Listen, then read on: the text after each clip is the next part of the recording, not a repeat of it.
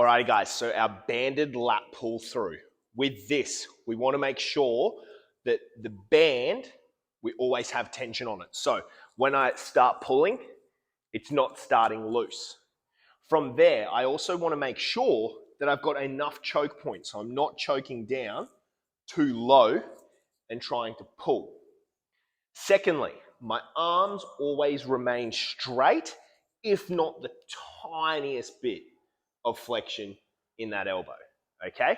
So very, very tiny, if not straight. Now, because this is a band, very, very commonly, this is going to be used as a priming drill, especially in a lot of my programs. Normally always a priming drill. If, however, you're in a functional gym, such as the space we have here, then you may also be using this as a strengthening exercise for that serratus, okay? So what we're doing with our lat pull down is we're not trying to feel lats. I know it commonly gets mistaken for lats, but what we are actually working is our serratus anterior. It is the muscle that sits pretty much in between the lat here on the side and the rib cage. If you look at some of your bodybuilders, your big bodybuilders, you see those kind of little lines. It's like 3 to 5 lines that are there. That's their serratus anterior. That's what we're working here.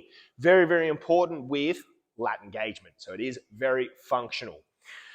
With that as well, guys, another couple of things. With our body posture, we want to make sure as we're pulling through that we're not looking down. We don't want to drop that head. We want to maintain that neutral position. Another thing I tend to see quite a lot of is people will go into too much extension through the thoracic. So when they're pulling, watch my back, they go into this really big extension. We want to be in that neutral position, and it is actually okay to have a very small bit of flexion. So just the tiniest bit of rounding. Now, the whole time I'm doing this, I'm keeping my core tight. I'm keeping my shoulders set down.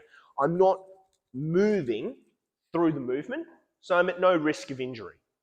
However, if you're in too much extension, so you're really extending that back, you're actually going to have a really hard time feeling the serratus, and you're probably going to start to cramp and jack up either through the rhomboids, through your erectors. It's just not going to feel great, okay? The last thing is, guys, make sure that we are hip hinging. We're not standing up straight and pulling through, and we also don't need to be flat to the roof.